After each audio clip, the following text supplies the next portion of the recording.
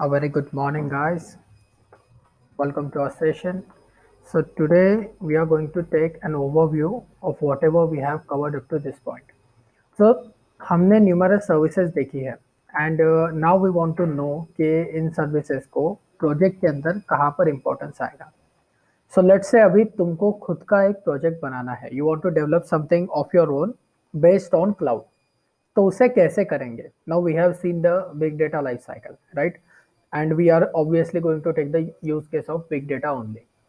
क्योंकि there are multiple use cases and I would recommend कि अगर आपका किसी डोमेन में इंटरेस्ट होता है, so let's say there is a guy among you जिसे इन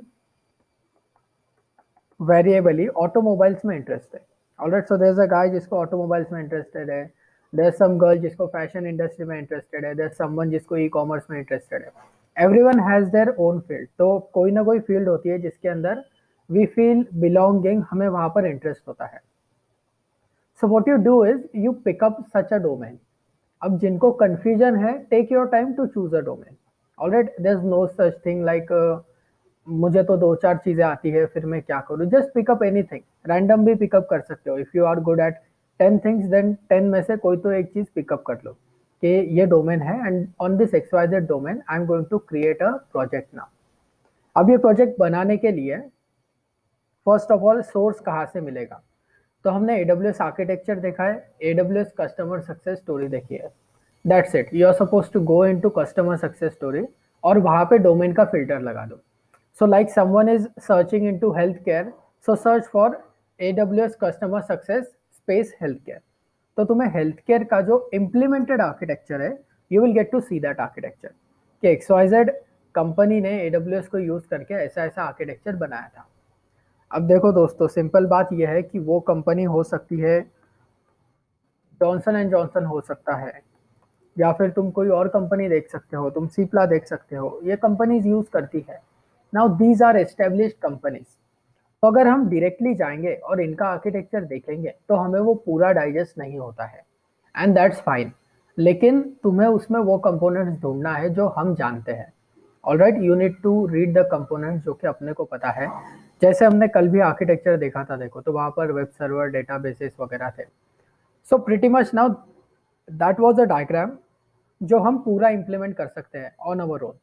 नेट वाला जो इम्प्लीमेंटेशन था ऑफिशियल AWS का, we can officially implement that architecture. हमारे पास में वो पोटेंशियल है because we know the components now. Now moving on, when you go to J&J and Cipla, वहां पे क्या होगा पता है क्या? वहां पे तुम्हें एक्स्ट्रा कंपोनेंट्स मिलेंगे. Like you will get to see RDS, you will get to see load balancer, you will get to see auto scaling. तो ऐसी चीजें अपने को देखने को मिलेगी.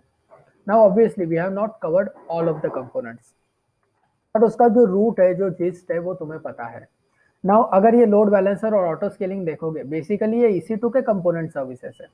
You don't need to study them separately. अगर तुम्हारे पास स्पॉट इंस्टेंस है तो मतलब वो EC2 का ही एक कंपोनेंट है. अगर तुमने कुछ सिक्योरिटी ग्रुप सेट किए हैं, नेट इंस्टेंस वगैरह, ये चीजें VPC के अंदर आती है. So now these are branches of the services that we have studied. तो क्या करना है? एक आर्किटेक्चर पिकअप करना है और उसके कंपोनेंट्स रीड करने हैं. अब समझो ये तो हो गया, लेकिन तुम्हें मिला RDS और RDS हमने पढ़ा नहीं है. फिर क्या करेंगे? सिंपल सी बात है, just search for AWS RDS. RDS के अंदर तुम्हें पता चलेगा कि RDS क्या है, एक डेटाबेस सर्विस है. ऑलराइट, उतना नोट कर लेना है उस चीज को कि दिस इज अ डेटाबेस सर्विस. अब तुम्हें ये पता लगाना है कि ये डेटाबेस सर्विस किस तरह से काम करती है. किस तरह से मतलब you only need to explore the what here. How नहीं सीखना है. You don't need to do the hands on right now. Hands on करने का टाइम अभी 2 महीने बाद आएगा. Right now you need to know the what. तो RDS अगर काम करता है, RDS डेटाबेस है, इसका मतलब कहीं से तो उधर डेटा आना पडेगा. असा कोणता तरी पॉइंट असेल जिथून RDS मध्ये आपण डेटा टाकू. RDS काहीतरी प्रोसेसिंग करेल आणि होऊ शकतं RDS आपल्याला आउटपुट देईल किंवा होऊ शकतो तो स्टोअर करून ठेवेल. मग आपल्याला हे शोध लावायचा आहे की RDS नेमका कुठून डेटा घेतो. So you search for the point of data injection. मग तुम्हाला समजेल. आता RDSच्या जागी जर ऑरोरा आला, डेटाबेस वेगळा झाला, पण तुम्हाला समजेल की हा डेटाबेस कुठून डेटा घेतोय. Basically everything in AWS, every database takes the data set from S3. S3 चा सोर्स त्यांना अलाउड असतो. But then multiple point of injection सुद्धा असतात. काही वेळा स्ट्रीमिंग डेटा सुद्धा येतो. मग ते फक्त रीड करत राहा की कोणत्या डेटाबेसमध्ये कुठून डेटा येतोय, कोणता डेटाबेस रिलेशनल आहे आणि कोणता नॉन रिलेशनल आहे. RDBMS आणि नॉन रिलेशनल डेटाबेसेस सुद्धा आपण बघितले. So search for those things. Now obviously जेव्हा तुम्ही डेटाबेस बघताय, it will B either structured और सेमी स्ट्रक्चर्ड. अनस्ट्रक्चर्ड डेटा डेटाबेसमध्ये स्टोअर केला जात नाही. So now we know three things. First thing we know is for a big data project, a key parameter is storage. Storage साठी आपण शिकलोय S3. S3 वर file कशी अपलोड करायची आपल्याला माहिती आहे. S3 वरून फाईल EC2 मध्ये कशी आणायची ते आज आपण शिकणार आहे. तर ते पण तुम्हाला समजून जाईल की S3 वरून डेटा कसा बोलवायचा EC2 मध्ये. Now the next thing that we know is processing करावी लागते. प्रोसेसिंग साठी EC2 सर्वजण शिकलेले, राईट. सो वी नो की EC2 मध्ये गेल्यानंतर प्रोसेसिंग होऊ शकते. प्रोसेसिंग करायसाठीचा जो फ्रेमवर्क आहे हडूप, तो आपण नेक्स्ट वीक पासून इनिशियलाइज करणार आहे. Right now we only know की EC2 मध्ये प्रोसेसिंग होते आणि आपल्याला काहीतरी आउटपुट भेटतं, आपल्याला एक रिझल्ट भेटतो. तो रिझल्ट पुन्हा आपण S3 मध्ये पाठवतो. सो बेसिकली जो फिल्टर्ड डेटा असतो, त्या फिल्टर्ड डेटासाठी तुमच्याकडे दोन चॉईस आहे. पहिली चॉईस तुमच्याकडे असते की त्याला डेटाबेसमध्ये स्टोअर करायचा, कोणताही डेटाबेस, RDS वापरा, ऑरोरा वापरा, डिफरंट डेटाबेसेस आपण वापरू शकतो. किंवा मग तुमच्याकडे दुसरी चॉईस असते की त्याची एक फाईल S3 मध्ये स्टोअर करून द्यायची. या दोघांपैकी भरपूर वेळा डेटाबेस यूज केला जातो, पण डेटाबेससाठी सुद्धा आपल्याला माहिती आहे की EC2 मधून डायरेक्ट RDS मध्ये डेटा जाणार नाही. मग आपण काय करतो, पहिले S3 वर टाकतो आणि S3 वरून RDS मध्ये बोलवतो. सोप्या शब्दात जर सांगायचं म्हटलं तर तुम्ही EC2 वर एक मशीन बनवलं अबंतूचं. आता या अबंतूच्या मशीनमध्ये काय झालं, तुम्हाला कीपेअरची गरज होती. तुम्हाला कीपेअर हवी होती आणि तुमच्याकडे असा काही मीडियम नव्हता की डिरेक्टली त्या मशीनवर तुमचा डेटा जाईल. म्हणून तुम्ही काय केलं, तुम्ही S3 वर डेटा नेला, S3 वरून फाईल पब्लिक केली आणि मग ती पब्लिक फाईल तुम्ही EC2 वर इंटरनेटच्या माध्यमातून डाउनलोड केली. Now the only difference between this procedure आणि डेटा ट्रान्सफर इन RDS मध्ये आपण इंटरनेट नाही वापरत, AWSचा इंटरनल नेटवर्क वापरतो आपण. ऑलराईट, इंटरनेट म्हणजे सरफेस वेब होतं, वर्ल्ड वाईड वेब, तर आपण ते नाही वापरत. डेटाबेसेसच्या केसमध्ये आपण डीप वेब वापरतो. सो आपलं जे कनेक्शन असतं ते आपल्याला सिक्युअर ठेवायचं आहे, because obviously now we are transferring data. आणि ह्या सर्व गोष्टी झाल्यानंतर तुमचा मोस्ट इम्पॉर्टंट पॅरामीटर आहे security. And the service that we have studied for establishing security is VPC. तर VPC मध्ये तुम्ही कोणत्या IP वरून ट्रॅफिक येईल, कोणत्या पोर्टवर जाईल, कोणत्या पोर्टवर नाही जाणार. तुम्हाला जर हवं तर तुम्ही फक्त SSH अलाउ करा, फक्त RDP अलाउ करा, बाकीची सर्व ट्रॅफिक ब्लॉक होते. तुम्ही स्वतःचा IP अलाउ करा, किंवा तुम्हाला जर असं वाटतंय की मला प्रायव्हेट डेटाबेस ठेवायचा आहे तर त्याला IP सुद्धा तुम्ही देणार नाही वेळेवर. विदाउट पब्लिक IP सुद्धा आपण कनेक्ट करू शकतो मशीनला by using the private IP. So now we know की सिक्युरिटीच्या आपल्याला कमीत कमी 4 ते 5 असे की पॉईंट माहिती आहे, जेणेकरून आपण आपल्या आर्किटेक्चरला सिक्युअर करू शकतो. So these are the things. Now as you will move forward in the architecture, तुम्हाला समजेल की सिक्युरिटीमध्ये तुम्हाला अजून नीड मिळत जातील. जसा जसा तुम्ही डेटाबेस एक्सप्लोर कराल, आता you do not have questions regarding security, but Wien you understand the nature of the project, you will understand की सिक्युरिटीच्या अजून रिक्वायरमेंट सुद्धा असू शकतात. क्लायंट आपल्याला या सर्व गोष्टी सोडून अजून सुद्धा एक्स्ट्रा सिक्युरिटी मागवू शकतो. मग ती जी एक्स्ट्रा सिक्युरिटी आहे, ती एक्स्ट्रा सिक्युरिटीसाठी आपल्याला वेगवेगळे कंपोनंट्स यूज करावे लागतात. ते मग तुम्हाला हळूहळू, जोपर्यंत नीड नसते ना तोपर्यंत नाही समजत. ठीक आहे, बेसिकली आता सुरुवातीला ना तुम्हाला नीडच नव्हती कोणता प्रोजेक्टची किंवा क्लाउडची किंवा इतक्या हायफाय इन्फ्रास्ट्रक्चरची. त्याच्यामुळे सुरुवातीला भरपूर जणांनी स्ट्रगल केलं की आपण S3 शिकतोय तर का शिकतोय, EC2 शिकतोय तर का शिकतोय, कारण की आपल्याकडे नीड नव्हती. आणि जोपर्यंत गरज नाहीये तोपर्यंत तुम्हाला ती कन्सेप्ट ग्रास्प नाही होणार. पण मग कसं आहे माहितीये का, तुम्हाला जर कधी थेअरी ऑफ रिलेटिव्हिटी शिकायची आहे तर पहिले कुठंतरी न्यूटन दादाचा हात पकडावा लागतो. भलेही न्यूटन पुढे गेल्यावर व्हॅलिड नाहीये, but if you want to learn physics, तुम्हाला न्यूटनचे जे मोशनचे इक्वेशन आहे ते शिकावेच लागतील. तिथूनच तुमची लाईन लागते. आणि आपल्याला स्ट्रगल न्यूटनचे इक्वेशन शिकताना जास्त होतो, कारण तिथे सुरुवात असते. Once you move on forward आपल्याला ते सोपं वाटायला लागतं. तर इथे सुद्धा तीच गोष्ट आहे की आपल्याला पहिले एक बेसिक आर्किटेक्चर समजायचं होतं, त्याच्यामध्ये तुम्हाला स्ट्रगल झाला. Now once you move on forward आणि जसे जसे तुम्ही प्रोजेक्ट बघत जाल, देन यू विल अंडरस्टँड की ही गोष्ट कुठे यूज होते. तुम्हाला जर EC2चा एक एक्सेलंट यूज केस बघायचा असेल तर मॅकडॉनल्ड्सचा बघा. McDonald's is an excellent use case. सोनीचा एक इव्हेंट झाला होता, त्याला वन डे म्हटलं होतं त्यांनी, त्याचं नावच वन डे होतं. त्या इव्हेंटला सर्च मारा. एका दिवसासाठी जे आर्किटेक्चर कंपनीला क्रिएट करावं लागतं एका फंक्शनसाठी, त्याचा आपल्याला विचार सुद्धा नाहीये की त्यांना किती जास्त स्ट्रेस येतो. आणि क्रिएटिंग अन आर्किटेक्चर जे की वर्षानुवर्ष किंवा महिने महिने चालेल, आणि क्रिएटिंग अन आर्किटेक्चर जे फक्त एका दिवसासाठी आहे. You want to perform it live in one day आणि त्याच्यानंतर ते डिस्ट्रॉय होऊन जाणार आहे. ते वन डे वाला जो इन्स्टन्स आहे तो जास्त अति जास्त कॉम्प्लिकेटेड आहे. Because now there you have high stakes. तुमच्याजवळ हे प्रोडक्शनमध्ये ज्या गोष्टी वर्षानुवर्ष असतात ना, त्यांच्यामध्ये तुमच्याजवळ मल्टिपल ऑप्शन असतात. एक गोष्ट नाही चालली तर तुम्ही बॅकअपमध्ये दुसरं काहीतरी करू शकतात. तुम्ही याचे करू शकतात.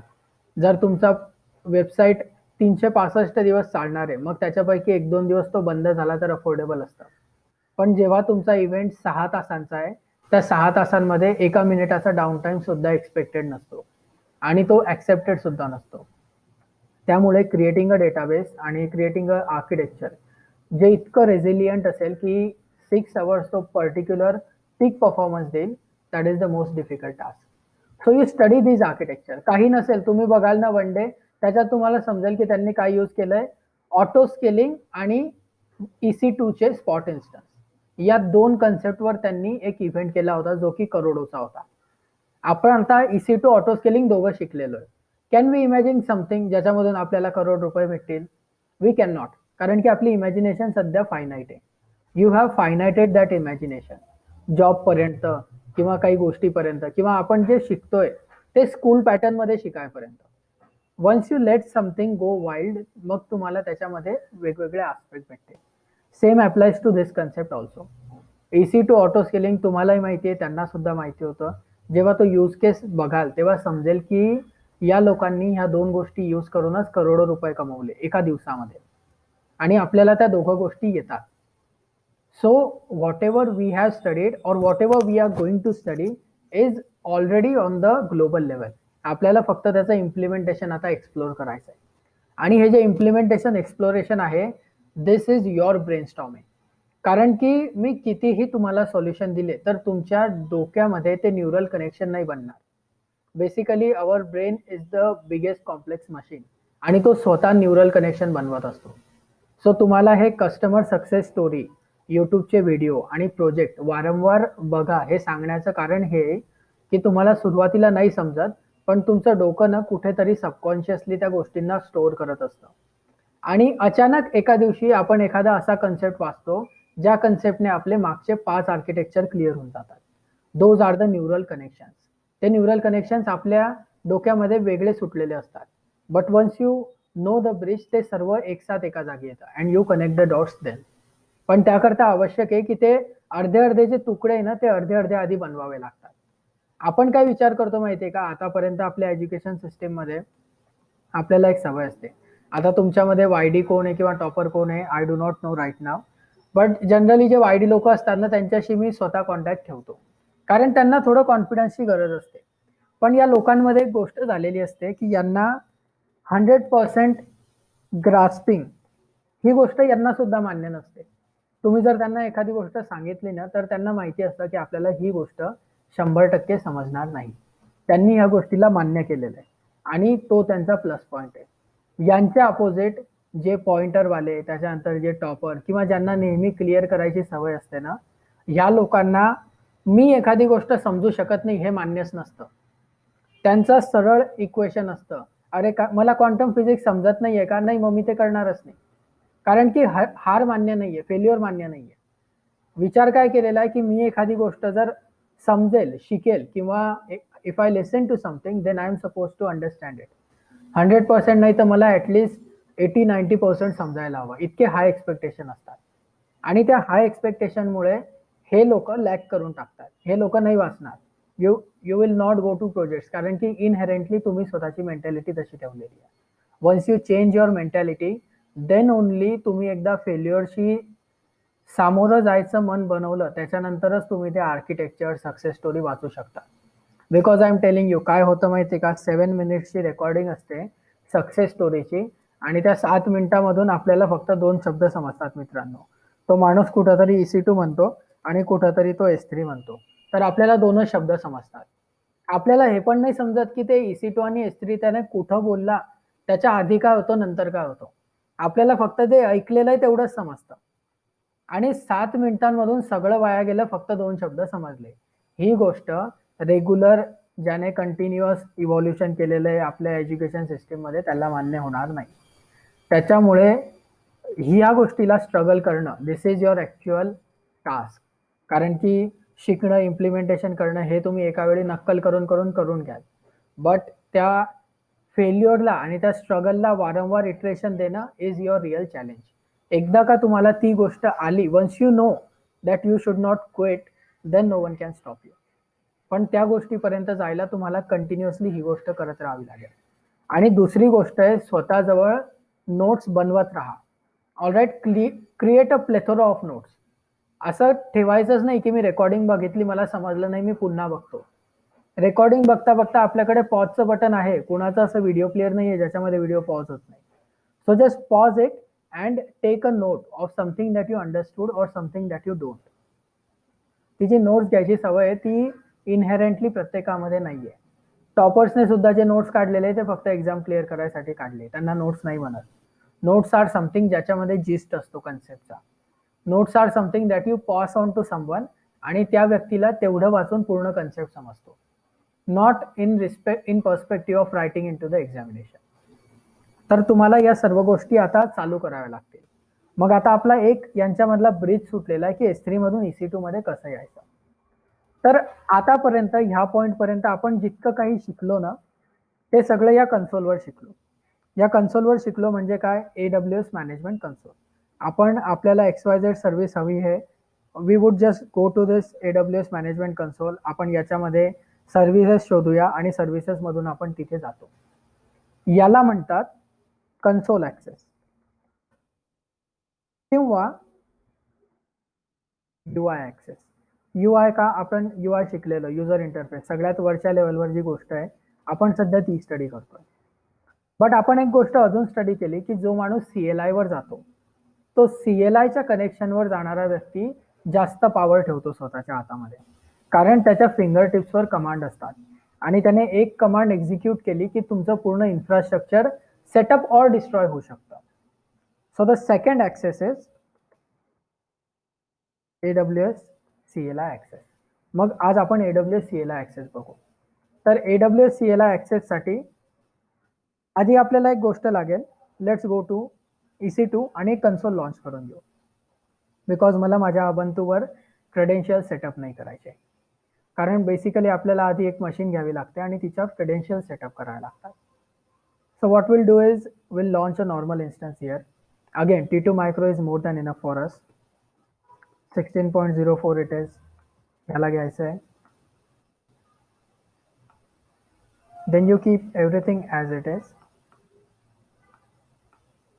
आपल्याला ॲक्सेस हवा याचा, सो मेक शुअर की ते पब्लिक आहे. अँड देन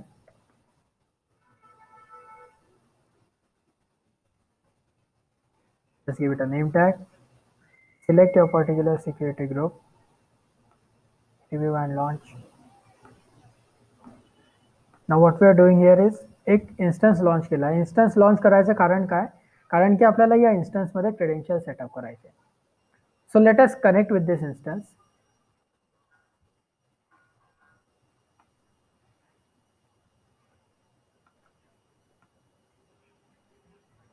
याला पब्लिक ॲक्सेस झालेला आहे, so I just correct that mistake.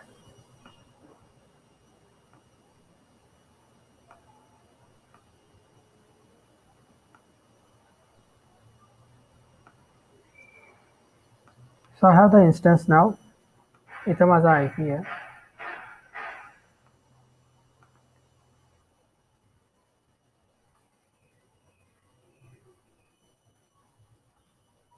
Let's connect with this instance.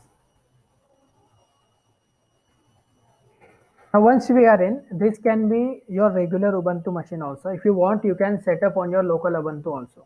But I recommend की प्रत्येक वेळी नवीन मशीन घेत राहायची, बिकॉज बेसिकली आपली तेवढी EC2 ची प्रॅक्टिस होत जाते. तुम्हाला असं Ubuntu बोर झालं 16.04 CentOS घेऊन बघा, Red Hat घेऊन बघा. Ultimately everything is having the same set of commands. So if you are getting bored with Ubuntu 16.04, try some other medium. No issue. तुम्हाला जे हवं ते अदर मशीन्स तुम्ही यूज करू शकता. इट्स जस्ट दॅट आपण जर विंडोज घेतलं तर विंडोजमध्ये पॉवरशेल थोडा त्रास देतो आपल्याला, आणि आपल्याला एनी हाऊ डेटा सेंटरमध्ये लिनक्स कंप्लायंट मशीनच लागते. वी वॉन्ट पॉसिक्स मशीन, तर मग त्याच्याच रेंजमध्ये काहीतरी सिलेक्ट करा.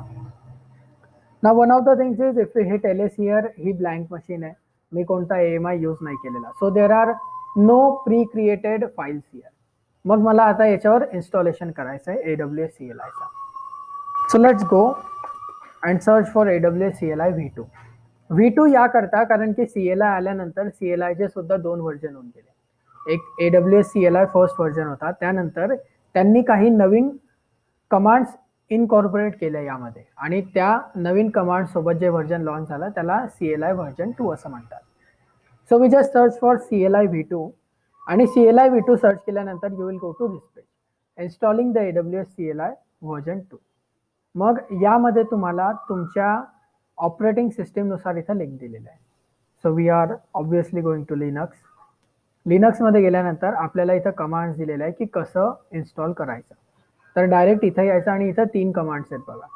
तर आपल्याला ह्या 3 कमांड्स एक्झिक्यूट करायच्या आहेत. Now let us understand the first command. तर ही कमांड काय दिलेली आहे, कर्ल. म्हणजे आपण जे आतापर्यंत wget करत होतो बघा, आपण काय करतो, wget आणि S3 चा URL टाकतो. S3 फाईल URL असतो आपला. हे आपण भरपूर वेळा केलेलं आहे. तर जो ऍक्च्युअल काम wget कमांड करते, कर्ल ही कमांड सुद्धा तिची बहीणच आहे. So it is also going to do the same thing. ती काय करेल, ती ह्या फाईलला डाउनलोड करेल. AWS CLI v2.zip ही फाईल डाउनलोड होणार आहे. मग ही फाईल डाउनलोड करायसाठी let's input the command here first. आपली फाईल डाउनलोड झालेली आहे. Alright. So then the next thing is आपल्याला अनझिप करायची आहे. आता अनझिप सुद्धा आपण शिकलेलो आहे की अनझिप काय करतं, एका फाईल कॉम्प्रेस केलेली असते तिला अनकॉम्प्रेस करतं unzip. So you just execute that. आता तुम्हाला एरर देईल. एरर काय आला की unzip is not currently install, कारण की अनझिप असा प्रोग्राम आहे जो करंटली आपल्या मशीनमध्ये नाही आहे. So what we need to do is sudo apt install unzip. So you just install it. Now you have that installed. आता पुन्हा तीच कमांड एक्झिक्यूट करा. आता याने अनझिप केलं. सो इट्स इनफ्लॅटिंग, म्हणजे त्याच्यामधले जे कंपोनेंट्स आहेत ते तो बाहेर काढतोय. Now once you have done this, final stage आहे तुमची AWS install. So you execute that. आता ह्या कंपोनंट्सला जर तुम्ही बघितलं तर यामध्ये बघा Python 3.7, क्रिप्टोग्राफी, म्हणजे वेगवेगळ्या याच्यामध्ये टाईप्स आहेत.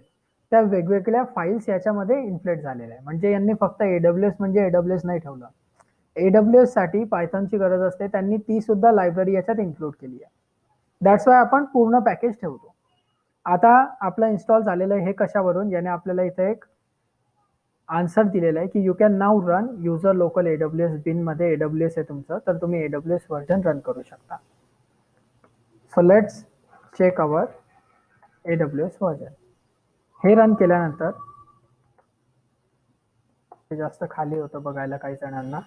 So now you can see इथं हा CLIचं व्हर्जन देतो आपल्याला 2.0.38. पायथनचं व्हर्जन सुद्धा तुम्हाला दिलं आहे 373, आणि लिनक्सची केर्नेल दिली आहे आपण कोणती वापरतो. So that's 440. मग इथं सर्व एक्झाम्पल्स आले की आपण ऑलरेडी सेटअप काय केलेला आहे. So that's your complete installation of AWS CLI. लक्षात ठेवायची गरज नाही, तिकडे कमांड्स दिलेले आहे. कंपनीत सुद्धा तुम्हाला कोणी कमांड्स तोंडी विचारणार नाही. बट द थिंग इज तुम्हाला कमांडचा अर्थ माहिती पाहिजे की कोणती कमांड चालते. आता ते अनझिप कमांड जो आहे तो अनझिप कमांड प्रत्येकाचा फेल जातो नवीन मशीनमध्ये, आणि मग तेव्हा डाऊट येतो प्रत्येकाचा की अनझिप फेल गेला, आता मी काय करू. So people give up the execution at that point. त्यामुळे तुम्हाला मी एरर सुद्धा दाखवतोय जे कॉमन येतात. Now the thing is apart from this common errors there might be some error जे तुम्हाला फेस होतील आणि जे आतापर्यंत कुणी विचारलेले नाहीये. So I can not incorporate each and every error into my session. But जर तुम्हाला काही एरर येतोय then just try to search for it. Google करायचं, त्या एररचा सोर्स बघायचा and then try to resolve it. Like unzip होत नाहीये तर सोर्स काय आहे, अनझिप इन्स्टॉल नाहीये. सिम्पल आहे, फक्त गुगल सर्च करा how to install unzip on अबंतू.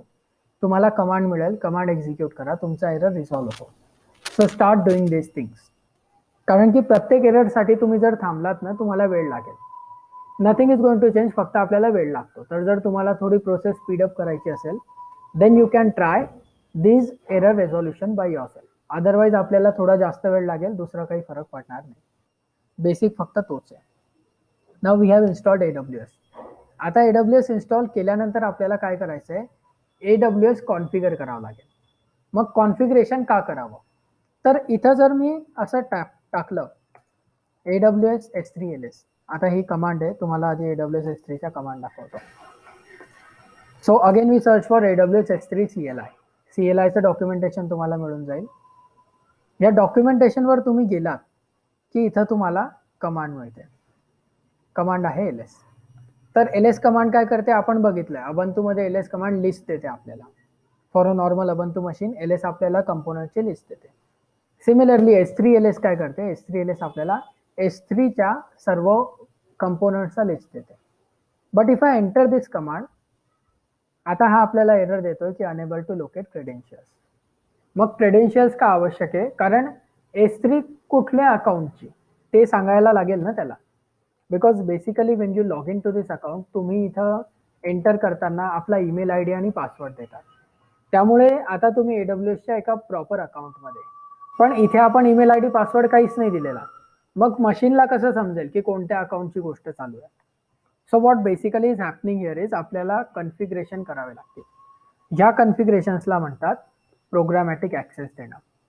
हा जो CLI ऍक्सेस आहे, या CLI ऍक्सेसला प्रोग्रामॅटिक ऍक्सेस सुद्धा म्हणतात. मग हा प्रोग्रामॅटिक ऍक्सेस जर तुम्हाला ग्रांट करायचा आहे तर यासाठी वेगळे क्रेडेन्शियल्स असतात. कन्सोल आणि UIच्या ऍक्सेससाठी तुमच्याजवळ असतं user name and password. Programmatic ऍक्सेससाठी you have access key ID and secret access की.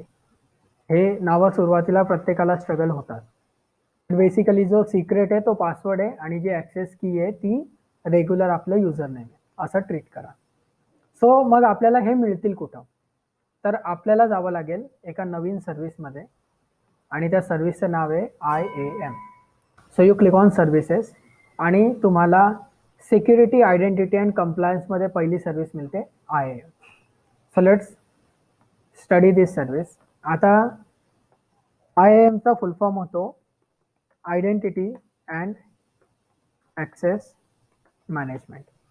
मग ही सर्व्हिस नेमकी काय, तर तुम्हाला एका ओळीमध्ये सांगायचं म्हटलं then identity and access management means who can access what resources. ह्या एका शब्दामध्ये पूर्ण IAM सर्व्हिस आहे तुमची. मग आता या शब्दामधले कंपोनंट्स बघा. या शब्दामध्ये 3 कंपोनंट्स आहे. First component is who. Who म्हणजे कोण, यामध्ये 3 लोक येतात. First is human user. Human user कोण आहे, तुम्ही युजर नेम आणि ID वगैरे टाकताय ते तुम्ही ह्युमन युजर झाला. सेकंड टाईप येतो ग्रुप. ग्रुप म्हणजे आता कसं असतं माहिती आहे का, लेट्स से तुमच्याजवळ एक प्रोजेक्ट आहे, you are working in a company. मग कंपनीमध्ये जर माझ्या प्रोजेक्टवर 60 लोक कामं करताय, 10 लोक ऍडमिनिस्ट्रेशनच्या डोमेनमध्ये आहे, 10 ऍडमिनिस्ट्रेटर नसतात, सॉरी बॅड एक्झाम्पल, 1 किंवा 2 ऍडमिनिस्ट्रेटर असतात, 10-20 असे डेव्हलपर असतात. मग समजा 10-20 डेव्हलपर्स आहेत आणि या 10-20 डेव्हलपर्सला ऍक्सेस द्यायचा आहे. मग माझ्याकडे पूर्वी एकच वे होता की मी प्रत्येकाला individually as a human user treat करून ऍक्सेस द्यायचा. पण मग यामध्ये काय होतं, मला 10 लोक 20 लोक जितके असले तितक्या वेळा ती प्रोसिजर रिपीट करावी लागते. मग त्याकरता एक ग्रुपचा कन्सेप्ट आहे. तर आपण काय करतो, एक ग्रुप बनवतो, ग्रुपचं नाव ठेवतो AWS डेव्हलपर्स आणि त्याच्यामध्ये सर्व 20 जणांना टाकून देतो आणि आपल्याला ज्या पण परमिशन द्यायच्या आहे त्या सर्व परमिशन आपण त्या ग्रुपला देऊन टाकतो.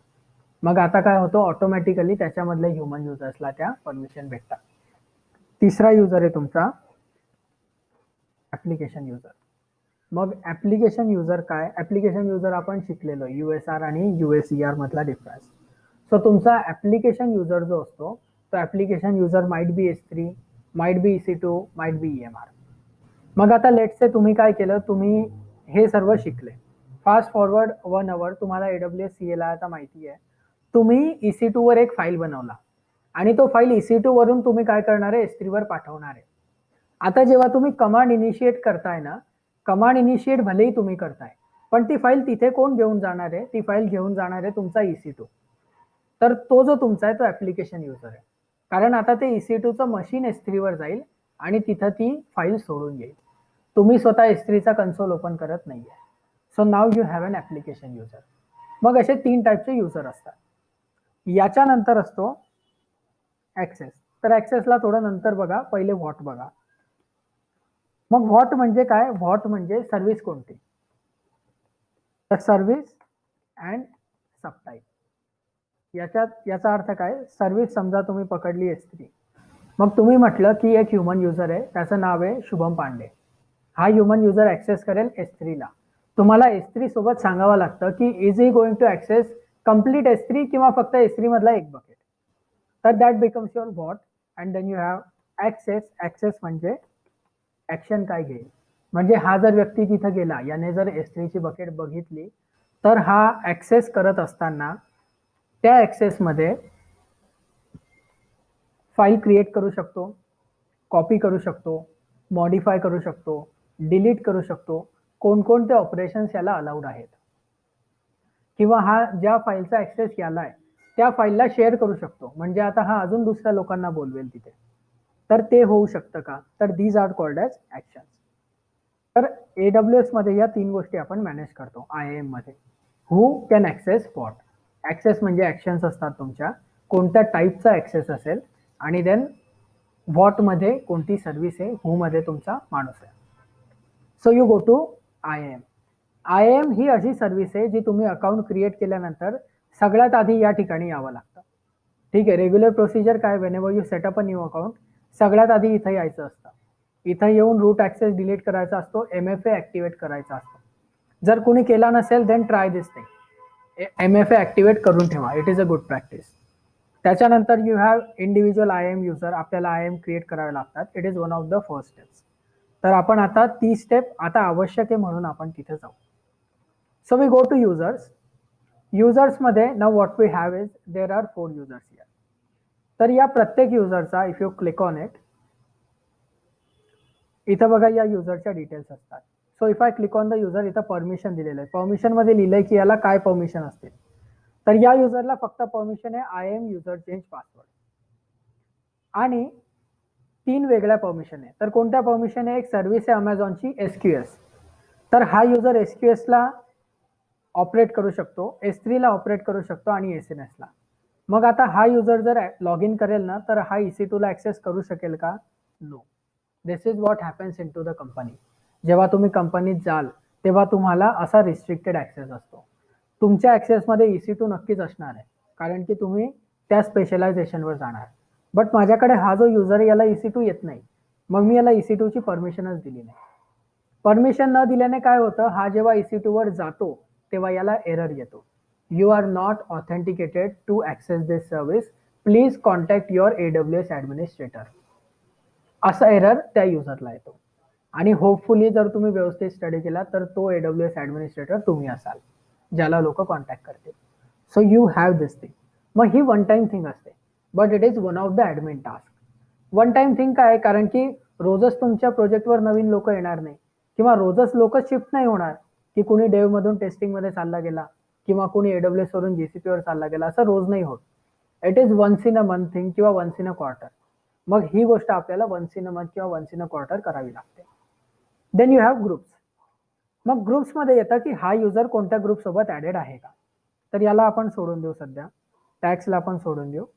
आणि मग जी महत्वाची गोष्ट आहे ती आहे सिक्युरिटी क्रेडेन्शियल. तर सिक्युरिटी क्रेडेन्शियलमध्ये याला ऍक्सेस की ID आणि सिक्रेट की ऍक्सेस की असतात, ज्या इथं मी याला दिल्याच नाहीये. याचा अर्थ काय, मी या युजरला CLIचा ऍक्सेस दिला नाहीये because I do not trust this user. मला हवं आहे की या युजरने फक्त कन्सोलला जावं, कन्सोलवरून याने S3 ला बघावं, SQS ला बघावं, संपला विषय. I do not trust this user, that's why मी AWSचा CLIचा ऍक्सेस दिला नाही. So do not become this user. Be the user ज्याला CLIचा ऍक्सेस आहे, अदरवाइज बी द ऍडमिनिस्ट्रेटर जो की ऍक्सेस देतोय लोकांना. And then you have access advisor. So this is a advanced service.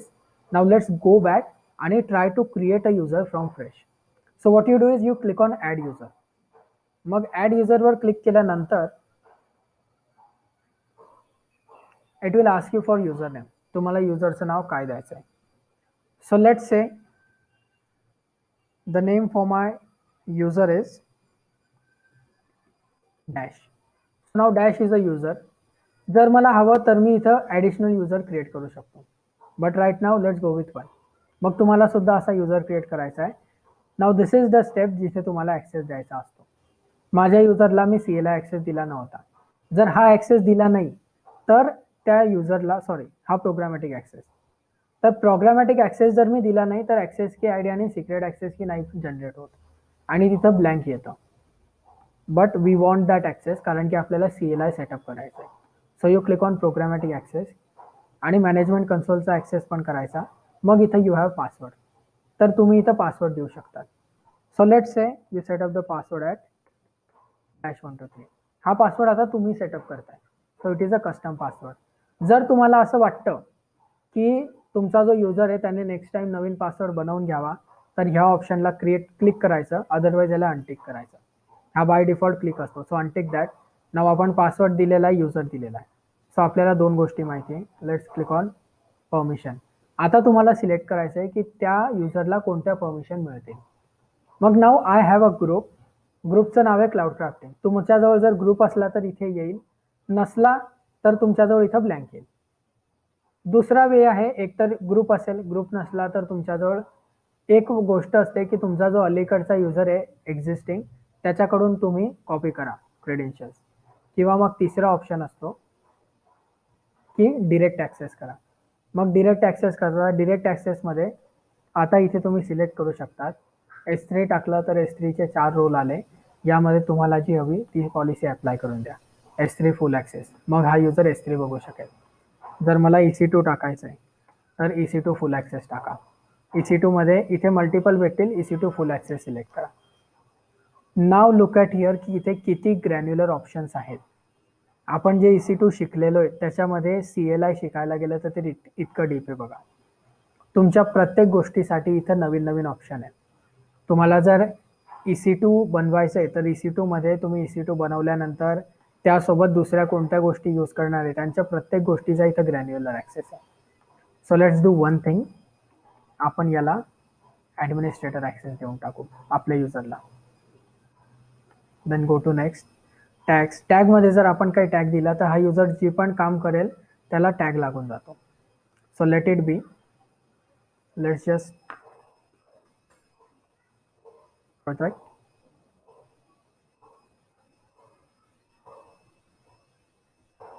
एक प्रोजेक्टचं नाव देऊन टाकू आपण just for the filling up purpose. Now you have the review. तर तुमचा युजर नेम आहे इथं. पासवर्ड तुम्हाला इथे दिसणार नाही. जर तुम्हाला पासवर्ड तुम्ही विसरला असाल 3 स्टेपमध्ये, मागं जा, प्रिव्हियस करून करून तुम्ही पासवर्ड बघू शकतात. जर तुम्हाला पासवर्ड बघायचा आहे तर इथं शो पासवर्डचा ऑप्शन आहे. You just click on it आणि पासवर्ड व्हिजिबल होऊन जातो. नाव इट इज एक्सपेक्टेड की तुम्हाला या स्टेजवर पासवर्ड माहिती आहे. So you just click on create user. आता माझा एक युजर बनलेला आहे आणि ह्या युजरजवळ आता ॲक्सेस की आयडी आणि सिक्रेट ॲक्सेस की आहे. नाव इथे तुमचा एक ट्विस्ट आहे की तुमची जी सिक्रेट ॲक्सेस की आहे this is one time thing. याच्यानंतर ही सिक्रेट ॲक्सेस की दिसणार नाही. ऑलराईट. हे पॅरामीटर्स गायब होऊन जातील. सो यांना काय करायचं आहे, ह्याच स्टेजवर यांना कुठंतरी तुम्हाला कॉपी करून घ्यायचं आहे. So I will just copy this 2 things. कारण की यानंतर ते आता इनव्हिजिबल होऊन जातील. हे फक्त या पेजवर आहे. जर तुम्हाला कॉपी नसले करायचे तर तुम्ही डाउनलोड करू शकता. डाउनलोडमध्ये तुम्हाला ॲक्सेस की आयडी आणि सिक्रेट ॲक्सेस की भेटते. सो लेट्स क्लोज दिस. आता आपला युजर क्रिएट झालेला आहे. इथं डॅश. Password is today. आजच तो चेंज झालेला आहे. ॲक्सेस की एज काहीच नाही याची. Now if you click on it, परमिशन्समध्ये बघा याला ॲडमिनिस्ट्रेटर ॲक्सेस आहे. ग्रुप्समध्ये गेले तर हा एकाही ग्रुपला असाइन नाही आहे. टॅग्समध्ये याच्याजवळ एक टॅग आहे. सिक्युरिटी क्रेडेन्शियल्समध्ये आता तुम्ही दोन प्रकारे ॲक्सेस करू शकता. एक तर तुम्ही त्याला कन्सोलचा ॲक्सेस दिलाय. मग याला जर कन्सोलवर जायचं आहे ना, तर हा console.amazon.वर नाही जाणार, हा या लिंकवर जाईल. ही लिंक कॉपी करायची, ओपन करायची आणि तिथं एंट्री करायची. So let me just show you this thing also. Copy केली, I will open a new tab. If I go to this link, आता आधी माझं अकाउंट फेच होतं, मी console.aws ला रिडिरेक्ट होतो, पण आता I am not the root user, मी आता क्लाउडक्राफ्टचा सब युजर आहे, आय एम युजर. मग तो मला आय एम युजरचं नाव विचारेल. So my name is dash. Then I need to input the password. So I input the password. Now I sign in. आता साइन इन केल्यानंतर look at the scope of services. मी administrator access दिलाय. Administrator ॲक्सेसचा अर्थ काय होतो? S3ला जाऊ शकतो, EC2ला जाऊ शकतो, कुठेही जाऊ शकतो. If I click on EC2, now my user name has changed. I am no longer Cloudcraft, I am dash at Cloudcraft. Running इन्स्टन्सेसमध्ये मी जर बघितलं, ओहायो रिजन आहे, त्याच्यामुळे मला रनिंग इन्स्टन्स दिसत नाही आहे. Let switch on to our region. आपण व्हर्जिनियामध्ये होते, आपण व्हर्जिनियामध्ये की कॅलिफोर्नियामध्ये? आय थिंक कॅलिफोर्नियामध्ये होते आपण. Yes. So north California. Once I go here, now I will see my running instance. कारण की मी तो इन्स्टन्स जरी क्रिएट केलेला नाहीये. नाव लोक, हा इन्स्टन्स क्रिएट होऊन जवळपास अर्धा तास झाला आणि युजर फक्त 5 मिनिट आधी क्रिएट झालाय. But I am able to see this instance. हा मी बनवलेला आहे का? नाही. But I am a part of this account, त्यामुळे मला ॲक्सेस आहे हा रिसोर्स बघण्याचा. If I go to S3, आता मला इथं माझ्या बकेट्स दिसतील रूट युजरच्या. So I am able to see this buckets also. Now the thing is, I click here and I go to billing dashboard.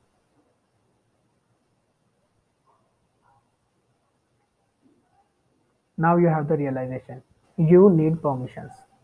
जर मी या युजरला EC2चा ॲक्सेस दिला नसता, तर याने मला हे सांगितलं असतं, कॉन्टॅक्ट युअर AWS ॲडमिनिस्ट्रेटर. कारण की तुम्हाला या गोष्टीचा ॲक्सेस नाही आहे. याला म्हणतात IAM रिस्ट्रिक्शन. तर 2-4 अकाउंट क्रिएट करा आणि या अकाउंटसोबत खेळून बघा. Do not log in with the root user always. आतापासून एक बेस्ट प्रॅक्टिस तुम्ही अशी करू शकता की एक युजर बनवून घ्यायचा आणि हा युजर वापरूनच नेहमी लॉग इन करायचा. त्याने काय होईल माहिती आहे का? त्याने तुमचं रूट अकाउंट सिक्युअर राहील. कारण की जेव्हा तुम्ही युजरने लॉग इन कराल, तेव्हा स्वतःलाच रिस्ट्रिक्शन लावून घ्यायचे की मी जर एखाद्या रिजनमध्येच मला काम करायचं आहे तर रिस्ट्रिक्शन करून घ्यायचं. एखादी सर्व्हिस आपण प्रॅक्टिस करणार आहे, तिला रिस्ट्रिक्शन लावून घ्यायचं. ह्याने काय होतं? ह्याने आपल्याला समजतं की सिक्युरिटी कंपनीत कशी चालेल. So you start practicing on a corporate level. So now let's sign out from here.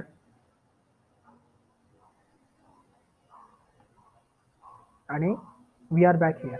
हा होता तुमचा कन्सोल ॲक्सेस. आता इफ वी गो डाऊन, बघा इथं ॲक्सेस कीजमध्ये तुम्हाला ॲक्सेस की ID भेटते, सिक्रेट ॲक्सेस की याची भेटणार नाही. सो द सिक्रेट ॲक्सेस की जर आपण कॉपी केली आहे, जर आपण सेव्ह केली आहे तर ती आहे. जर आपण त्याला कॉपी सेव्ह नाही केलेलं तर ती लॉस्ट आहे. यू कॅन नॉट कंट्रोल द AWS कॉन्फिगरेशन नाव. मग याच्यावर तुमच्याकडे 2 उपाय आहे. You can any time make the secret access key inactive, किंवा याला कट करू शकतात आणि नवीन बनवू शकतात. पण नवीन कुठून बनेल? फक्त आणि फक्त route युजरमधून.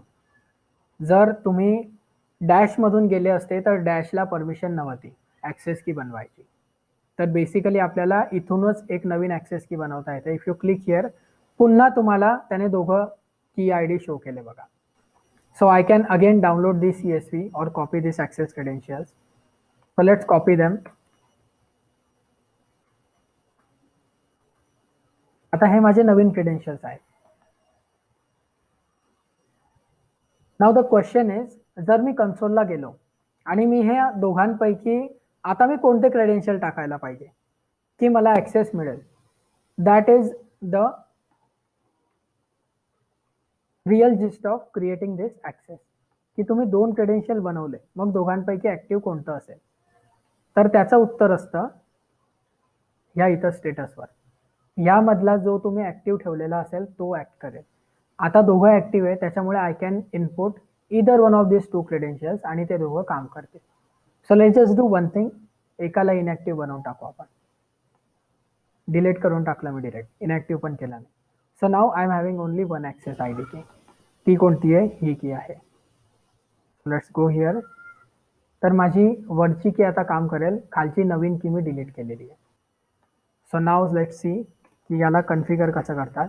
So the command is AWS configure, you input it. आता हा आपल्याला विचारेल AWS ॲक्सेस की, तर हिला कॉपी करायचं. आधी जी इनव्हॅलिड आहे तिला ऍक्ट करून बघू आपण. खालची की आपली व्हॅलिड नाही आहे ना, so let's input this one.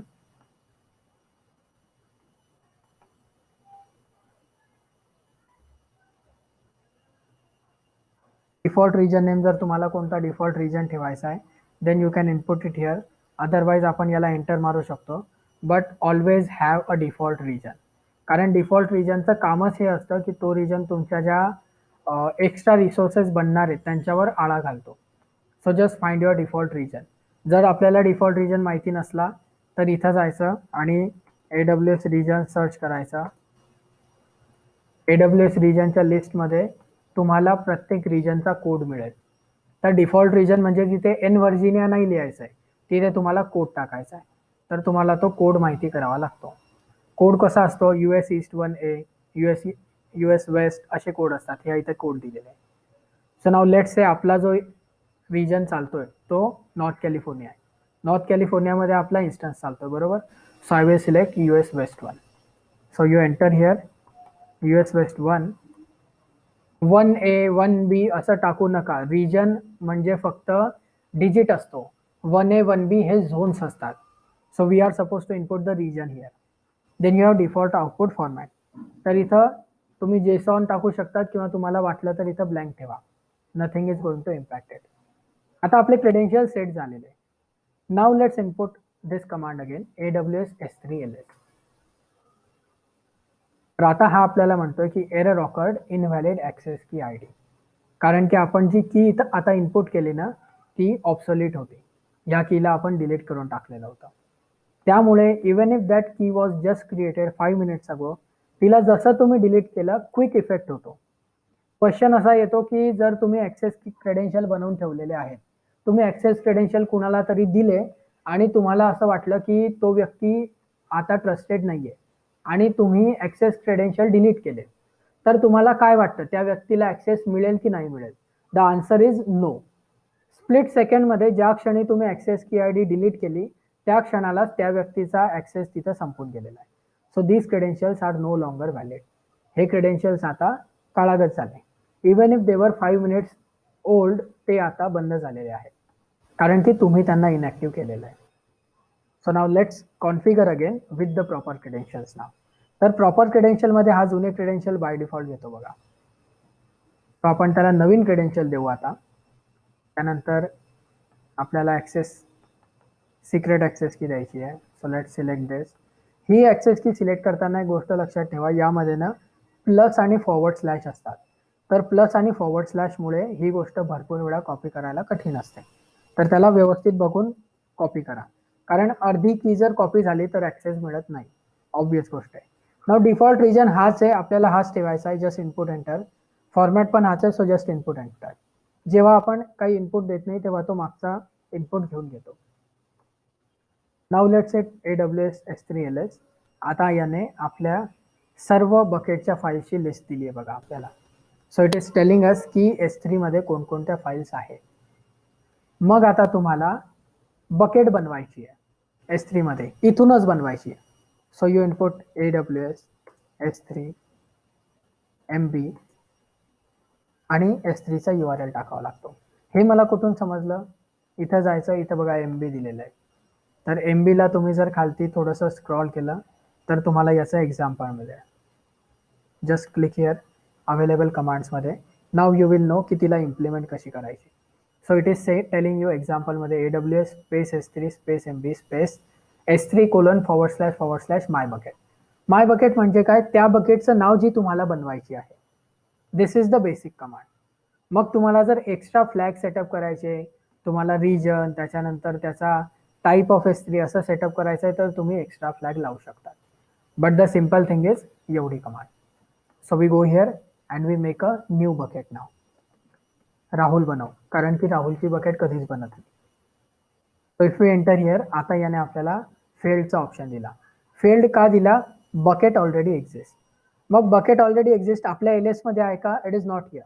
But why it is giving us the error? Because we are using the global name space. तर असं नाहीये की तुम्ही CLI मध्ये आले तर कन्सोलच्या गोष्टी विसरून जायच्या. आपल्याला माहिती आहे की AWS requires global name space, तर आपल्याला नाव सुद्धा तसंच टाकावं लागेल. So let's put a name here.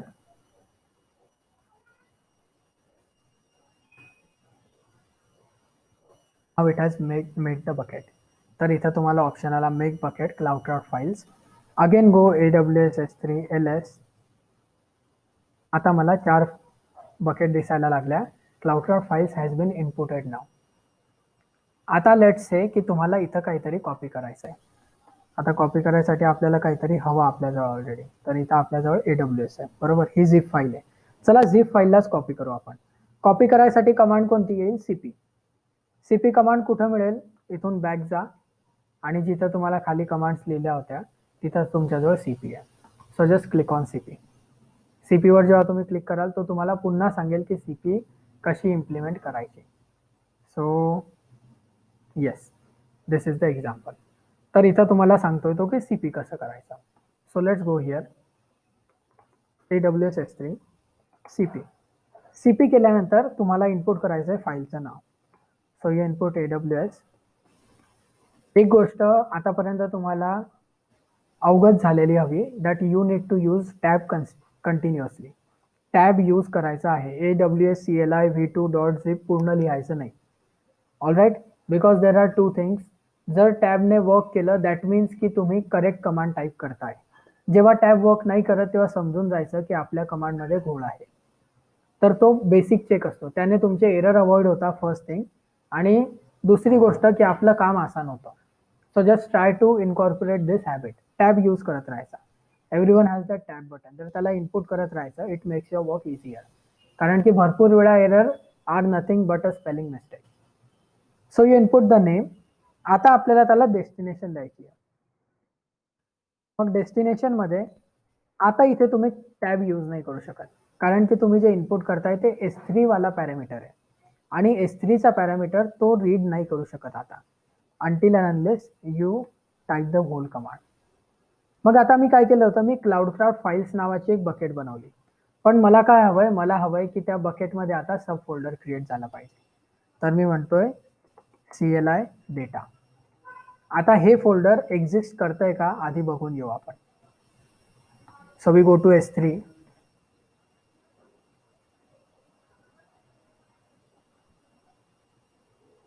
इथं 4 बकेट्स आहेत माझ्या. ही बकेट आत्ता बनलेली आहे. इफ आय क्लिक हिअर, इथं क्लिक केल्यानंतर इथं काहीच नाही आहे. सो दॅट मीन्स की क्लाउडक्राफ्ट फाइल्स /CLI डेटा हा पाथ एक्झिस्ट करत नाही. This path does not exist. So let's hit enter now. पण त्याने कॉपीचं ऑपरेशन केलं. पाथ एक्झिस्ट करत नव्हता फोल्डरचा, पण त्याने कॉपीचं ऑपरेशन केलं, कारण की तुमच्या डेस्टिनेशनचा जो पाथ होता त्याची बिगिनिंग करेक्ट होती, बकेट तुमची करेक्ट होती. मग याने नेमकं काय केलं? Let's refresh this. It has created a folder here. फोल्डरचं नाव आहे CLI डेटा आणि CLI डेटामध्ये ती फाईल इथं कॉपी झालेली आहे. So now you have the file copied here. Now you no की S3 वरती ज्या फाईल्स आहेत त्या कशा पाठवायच्या CLI वरून. जर तुम्हाला S3 वरून फाईल इथे आणायची आहे, याला फक्त उलट करून टाकायचं. इथं S3 चा URL टाकायचा आणि ती फाईल इथं येऊन जाते. किंवा तुम्हाला पब्लिकने कशी डाउनलोड करायची ते सुद्धा माहिती आहे. सो नाव यू नो की S3 वरून फाईल मागवायची असली तर काय करायचं आणि S3 वर फाईल पाठवायची असली तर काय करायचं. This is how you ingest the data in to your cluster. कारण की इथं तुमचं एक मशीन आहे, but you are going to have multiple machines. when you have multiple machines, you will ingest the data using this S3. So it is one of the simplest method. आणि यामध्ये जो speed असतो तो पण tremendous आहे. नाव या फाईलची size काय आहे? या फाईलची साईज 31 MB आहे. बट हार्डली 2 सेकंड लागले ती फाईल अपलोड व्हायला. सो याचा अर्थ काय? याचा अर्थ आपल्याला ट्रिमेंडस स्पीड भेटते. आपल्याला 20 MBPS इतका स्पीड भेटतो. त्याच्यामुळे तुम्हाला जर गिगाबाईट्सचा डेटा जरी इथं आणायचा असला किंवा ट्रान्सफर करायचा असला तरी आपल्याला ते अफोर्डेबल आहे, because this is using AWS deep web. हा स्पीड आपल्याला का भेटला? Again the answer is deep web. हा स्पीड आपल्याला आपल्या इंटरनेटचा मिळत नाहीये. This is using the AWS interconnect network. त्यामुळे आपल्याला तो तितका 20 MBPS 25 MBPS इतका स्पीड मिळतोय. Now you have the CLI access. मग आता क्वेश्चन इज, आपल्याला जर कन्सोल ॲक्सेस होता, मग हे इतकं शिकायची गरज काय? कारण बेसिकली CLI शिकायला प्रत्येकाला थोडी हलगर्जीपणा होतोच, कारण ही काळी हिरवी screen is not favourite of everyone. So let's explore की CLIचा ॲक्सेस बनवला का गेलेला आहे. Now the thing is, S3 मध्ये तुम्हाला एक बकेट बनवायची आहे. तुम्ही बनवू शकतात. कशी बनवतात तुम्ही? तुम्हाला 4 स्टेपचा एक फॉर्म भरावा लागतो. आपण एक फॉर्म क्रिएट बकेटवर क्लिक करतो तेव्हा एक फॉर्म येतो. You fill up the form which includes 4 step, आणि त्या 4 स्टेप झाल्यानंतर बकेट क्रिएट होते. किती बकेट क्रिएट होतात? फक्त एक. What if you want to create 15 buckets? you need to operate the same procedure 15 times. You need to fill up those 4 steps 15 times. म्हणजे तुम्हाला जवळपास 60 ते 62 वेळा वेगवेगळ्या स्टेप्स कराव्या लागतात. 60 वेळा तर तुम्हाला फॉर्मच भरायचा आहे.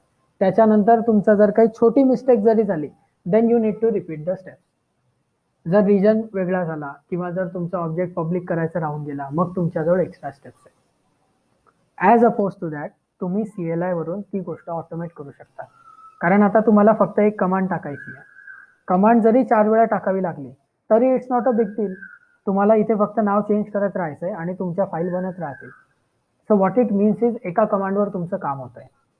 फर्स्ट थिंग ती झाली.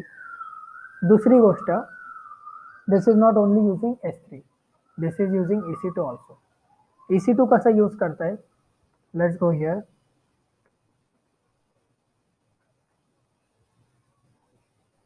AWS EC2 CLI.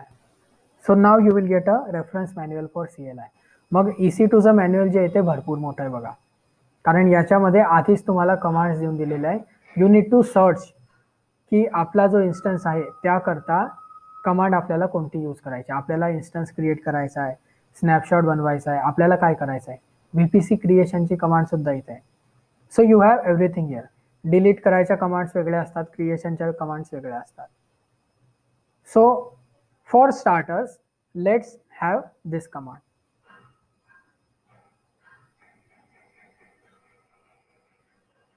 Describe instances.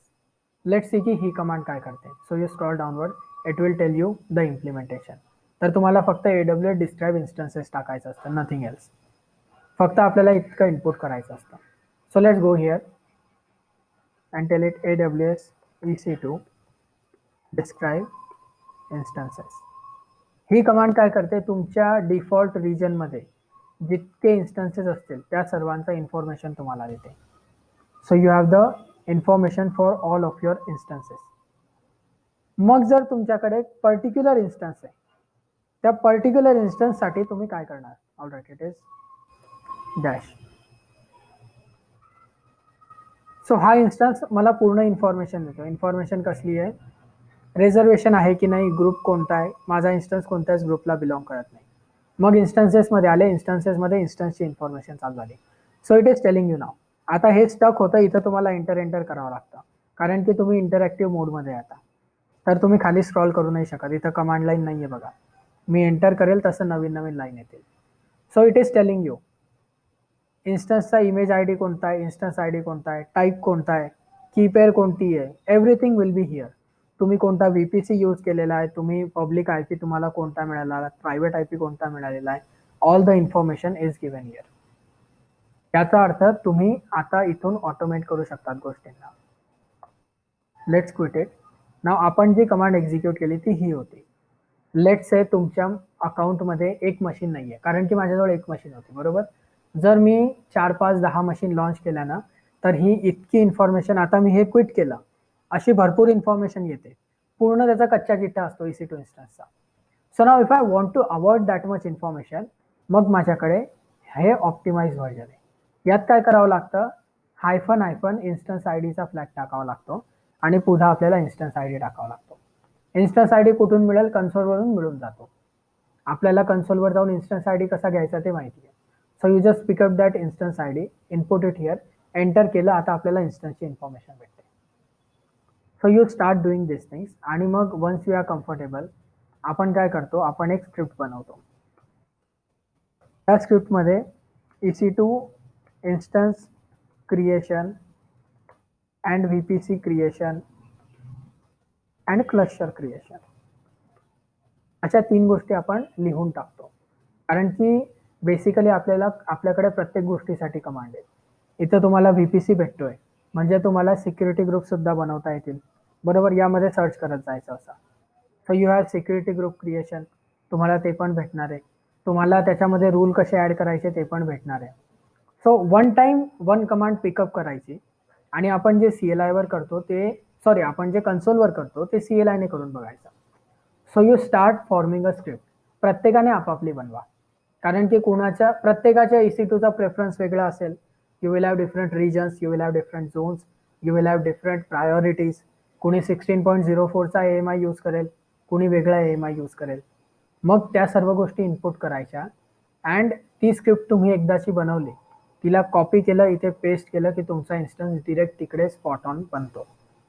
तर the going through of 7 steps to create an EC2 instance ते सुद्धा तुमचं चाललं गेलं. हां, मेहनत जरूर करावी लागेल, पण एकदा मेहनत करणं is better than doing the same task again and again for 10 times.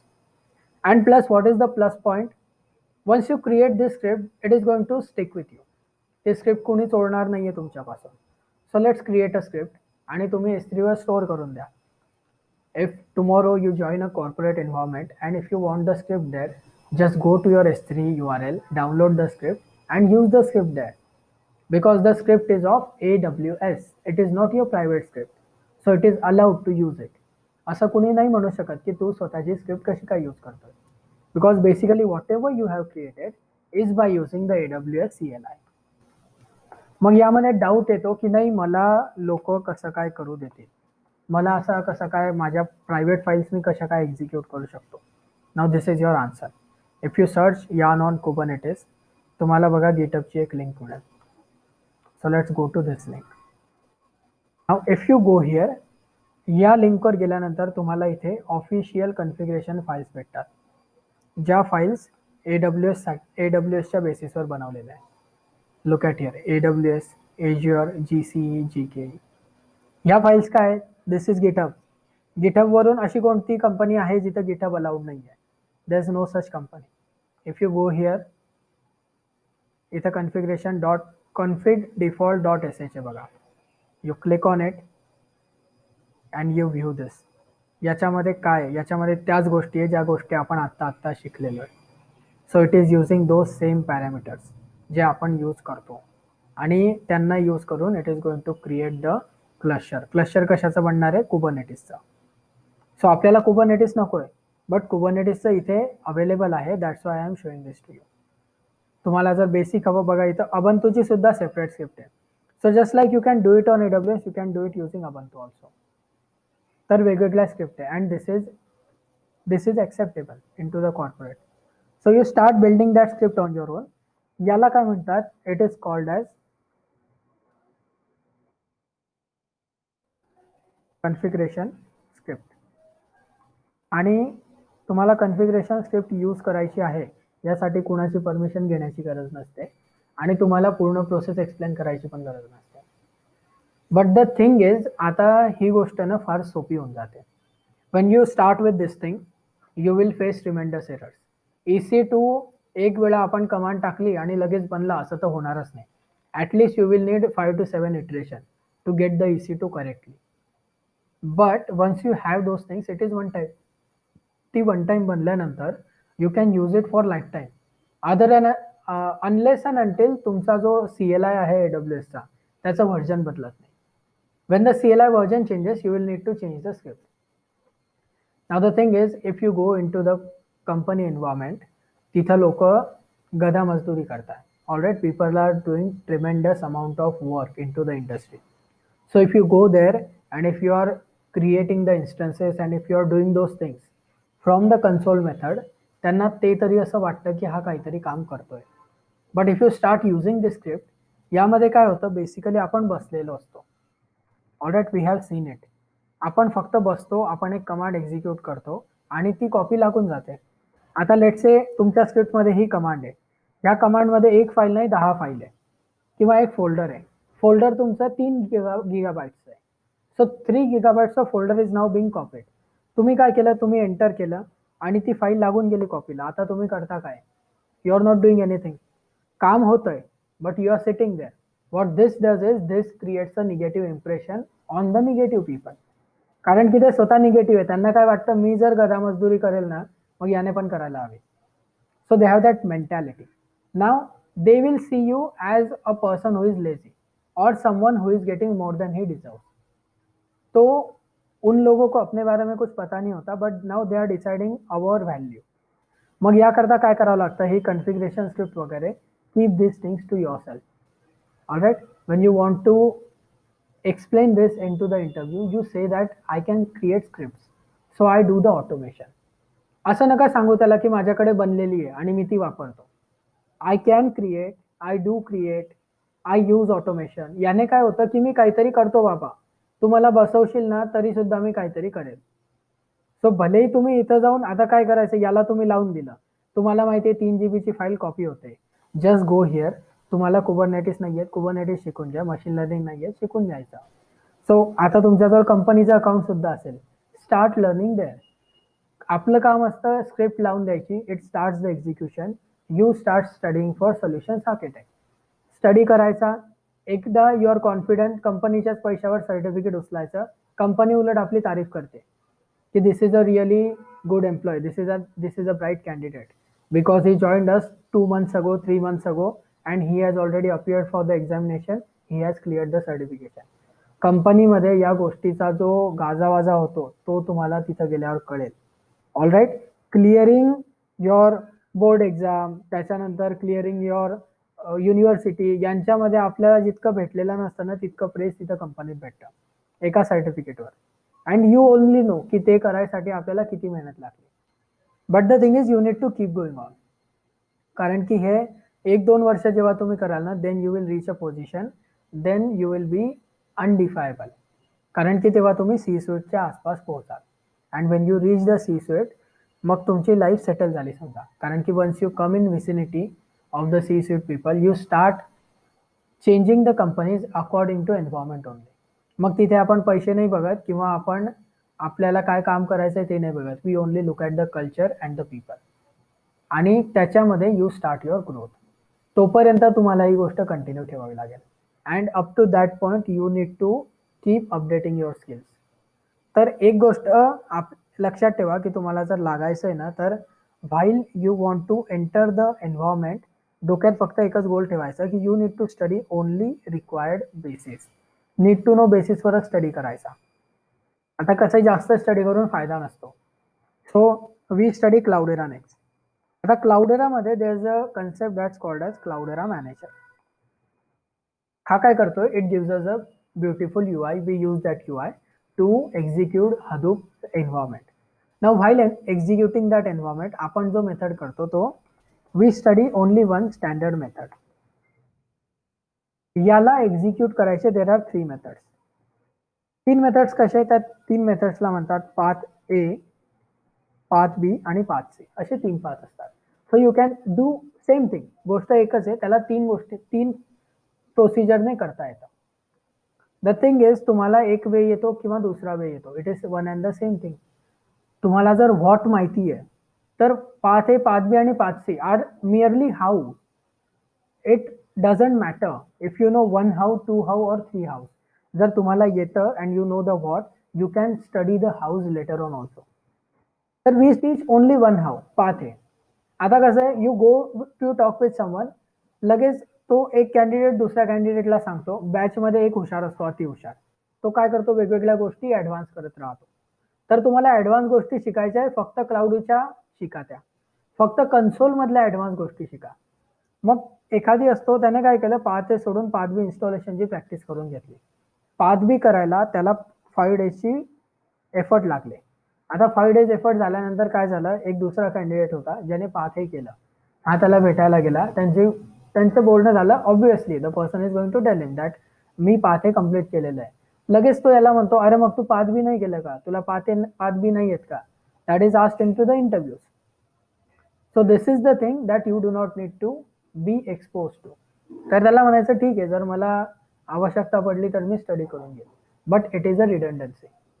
Just because त्याने 5 दिवस जबरदस्ती मेहनत केली, तो तुम्हाला पण म्हणतोय गरज काय आहे. What is the what behind it. तुला जर व्हॉट नाही माहिती, मग path A path B path C काय तू झेड पर्यंत पाथ करून घे. 26 पाथ जरी आले तरी if you do not no the what, you will not clear the interview, because you will not no the gist of the concept. तुम्हाला फक्त एवढं जरी माहिती असलं की ए बी आणि सी मधला डिफरन्स काय, that's enough for you. You do not need to study everything. आता आपण CLI आणि कन्सोल का स्टडी करतोय, आपण आधी का बघतो. आपण लेक्चरच्या सुरुवातीला we study why it is important, what is the purpose behind doing AWS CLI, that we understood. मी तुम्हाला डायरेक्ट IAM शिकवली नाही. IAM is a separate service, आपण तिला स्टडी करू शकतो अजून. बट IAMचा आपल्याला यूज काय आहे, CLIच्या ठिकाणी यूज पडतोय, आणि तो यूज स्टडी करत असताना यूज केसमध्येच आपण युजर बनवणं शिकून गेलो. आता तुम्हाला एक्सप्लोर करायचं आहे, वेगवेगळ्या मेथडने युजर बनवा. मी ज्या स्टेप्स यूज केल्या त्यांना सोडून दुसऱ्या स्टेप्स वापरा. तुम्हाला वेगवेगळे कॉम्बिनेशन मिळत आहे. I have just shown you one step, so you can now get the other information regarding this service on your self. इथं ग्रुप्स आहेत, रोल्स आहेत, पॉलिसीज आहेत. Once you start reading about this you will understand, because you know the what behind the IAM service. IAM service एका सेंटेन्समध्ये तुम्हाला सांगायचे, users से who can access what resources. That's it. You have explained the gist of IAM. You do not need to know anything else. So आपल्याला हे what वर focus करायचं आहे. We have always focused on it. Now you have one more gap filled up आपल्या project मधला. तर तुम्हाला storage आणि प्रोसेसिंग यांच्यामधला जो दुवा आहे तो आता माहिती पडलेला आहे. Now you know how they incorporate with each other. आता आपण पुढच्या वीक पासून we will study big data. तर पुढच्या वीक पासून AWS वरून आपला फोकस थोडा शिफ्ट होईल. आधी actually we are going to have one lecture that's to and fro communication. So if you have multiple machines, how do you communicate them and how do you set up them? तिथून आपलं actually big data सुरू होऊन जातं. Because now you're no longer using a single machine or 2 machines. Now you're using a cluster of 6 to 7 machines, and now you're creating machines on a larger configurations. So now we are moving to the next level. आता इथून आपला AWS ला let's say की आपण almost 60 to 70% AWS of our content is covered. यानंतर we are transitioning to big data. मग आपण याला अर्ध का सोडतोय, कारण की you need to know the big data concept first. जर कन्सेप्ट माहिती असतील तरच पुढचा AWSचा पार्ट समजेल. Because the further things that we are going to study are AWS big data services. So if you go here and if you scroll back here, मग तुम्हाला इथं EMR मिळेल. So EMR is a big data service on AWS. Alright, it is called as Elastic MapReduce. मग आता ही जी service आहे, ही service आपल्याला बिग डेटा सोबत इंटरॅक्ट करू देते. You are suppose to know the big data essentials before you visit this service. हे बघा, आपण RDSचा डेटाबेस बघितला होता. You have DynamoDB, Elastic Cache, Neptune, no big deal. I am telling you, once you know the gist of it, तुम्हाला ते study करावं असं सुद्धा वाटणार नाही. You will just go there, you will C की डॉक्युमेंट DB काय करतो, DynamoDB काय करतो. You will see 1 or 2 execution, that's it. तुम्ही म्हणाल कंपनीत जर गरज पडली तर मी करतो, otherwise I am going to leave it. I am only going to study what is required. तर एका डोमेन मधली तुम्हाला एक सर्व्हिस माहिती आहे, दॅट्स इनफ. स्टोरेज मधला आपल्याला S3 माहिती आहे, ग्लेशियर माहिती आहे. कम्प्युट मधला आपल्याला EC2 माहिती आहे. आपण पुढं काही दिवसांनी लॅम्डाचं सुद्धा एक एक्झिक्युशन घेऊ, बिनस्टॉक आपण बघणार आहे. ॲनालिटिक्स मधला तुम्हाला EMR माहिती आहे. More than enough to crack an interview. The only AWS syllabus that we are going to cover is more than enough to crack an interview on a fresher level. पण आपल्याला fresher लेवलचा विचार करायचा नाही आहे. We want to crack it with a bank. We want to grab the best offer there is. That's why we are associating so many parts of it. मग आता ही जी ॲनालिटिक्सची service आहे, you cannot study it hands on until and unless you know big data. जर मी आता execution दाखवलं, it only takes 5 minutes to span and EMR cluster. But the thing is you will not know त्याच्या terminologies काय. So we need to know the terminologies first. त्यामुळे from next week आपण AWS वरचा focus shift करू आणि तो focus आपला जाईल बिग डेटावर. So we will enter the big data domain. आणि big data is actually difficult my friends. So if you R having any redundancies, any backlogs, anything that you have not done yet, I request you की ते करून घ्या. Because going forward जेव्हा big data study करायची वेळ असेल तेव्हा तुम्ही हे स्टडी करत असाल आणि त्याच्यामुळे तुम्हाला जे डॅमेज होईल that will be irreparable for at least 1 month. तुम्ही बॅचच्या 1 महिना मागे चलाल. So there are people who are going forward and you are just stuck there. So do not leave it. तुम्हाला 5 दिवसांचा गॅप मिळतोय डझंट मीन की 5 दिवस तुम्हाला सेलिब्रेशनसाठी आहे. Use 2 hours daily. पहिले हा सिलेबस संपवा. तुमच्याजवळ भरपूर वेगळ्या गोष्टी सांगितलेल्या आहेत according to the job preparation scenario. So start doing those things and from next week onward तुमचे सेशन्स अल्टिमेटली क्वेश्चन आन्सर्सचे सुरू होऊन जातील. So we will just release the question answer in the next Saturday 11 PM ला, sorry 11 o'clockला आपला session चालू होईल 1 PM ला. ऑलराईट. सो 1300 clock तुमचा जो POL आहे that will be release. You will have a verification assignment and after the release of this verification assessment 2 hours ती लिंक व्हॅलिड असेल आणि त्या लिंकसोबत तुम्हाला एक कोड मिळणार आहे. So you need to go to that link, input the code, sign in with your email ID. सगळी टेस्ट कंप्लीट करायची. It will be MCQ based test. One of the head up is जो MCQ आहे that will B multiple choice. Multiple choice, multiple correct. आता multiple choice multiple correct आधी याकरता सांगतोय कारण की काही लोकांना रेडिओ बटन आणि चेकबॉक्स मधला फरक माहिती नसतो. So clear your basics. Now radio button आणि चेकबॉक्स ही 12वीतल्या मुलाला एक्सपेक्टेड असते गोष्ट माहिती असणं. If there is a radio button it means single answer correct आहे. Checkbox means you have multiple answers correct there. And we do not tell you की 1 आन्सर करेक्ट आहे, 2 करेक्ट आहे की 3 करेक्ट आहे. सो तुम्हाला 2 hours ड्युरेशनमध्ये त्या taste complete करायच्या आहे. रिझल्ट क्विकली तुम्हाला ईमेल सुद्धा होऊन जाईल. तुम्हाला हवं तर तुम्ही एक PDF कॉपी स्वतःजवळ ठेवू शकतात. And you will have your technical assessment begun from next week. तर तुम्ही जर 2 तासामध्ये if you fail to go for that assessment we are not responsible. ती लिंक एक्सपायर होऊन जाते. If anyone is having extreme emergencies and I am telling this exclusively for girls कारण की त्यांना बहुतेक वेळा नाही होत afford. So you can request us later on. Otherwise, for everyone, the time is 1300 to 1500. 1500 ला ती link expire होऊन जाईल. Alright, so that is beginning from next Saturday and Sunday because you have not communicated with us for the date of your convenience. तुम्हाला multiple times we have requested that you are working employees, so just let us know your free slot. Since you are not telling, now we are taking the decisions. So उद्या चालून जर Monday किंवा थर्सडेला किंवा ट्यूजडेला verification assessment release झाले, do not come whining then because you have lost your chance to give us the proper date from your side. त्याच्यामुळे now we are taking the decision regarding this assessment test. तर त्या test तुमच्या begin होतील. We will evaluate technical assessment कुणाचं कसं चालू आहे आणि आम्हाला माहिती पडेल कोण कोणत्या डोमेनमध्ये लॅक करत आहे. So accordingly we will give you the further guidance. कुणाला आतापर्यंत सगळं डायजेस्ट झालेलं असेल, कुणाला बिग डेटा त्रास देणं सुरू करेल, कुणाला सुरुवातीचे कन्सेप्टच वीक असतील. ज्यांचे सुरुवातीचे कन्सेप्ट वीक आहे त्यांना काहीच गायडन्स नाही आहे. त्यांचा गायडन्स एकच आहे की you have taken the things too much lightly. You have not paid attention because they were theory lectures और मे बी यू थॉट की you know everything about the concept. So you have taken them lightly. Ultimately it will be tested in to your test. Then third thing we are having the English assessment also. तर तुमचं English assessment सुरू होईल because from interview perspective English assessment is really necessary. So we are creating a corporate glossary. या ग्लॉसरीमध्ये there will be 300 words.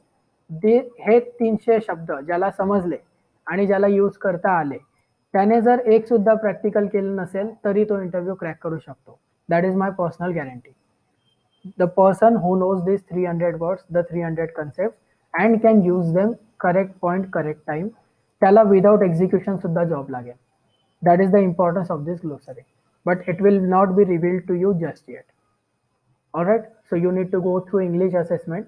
आपलं next मंथला तुम्हाला ही glossary मिळेल. तोपर्यंत work on your general English, business English, and then you will get this glossary. Then you start preparing for the interviews from the next month. So that's all from my side for today.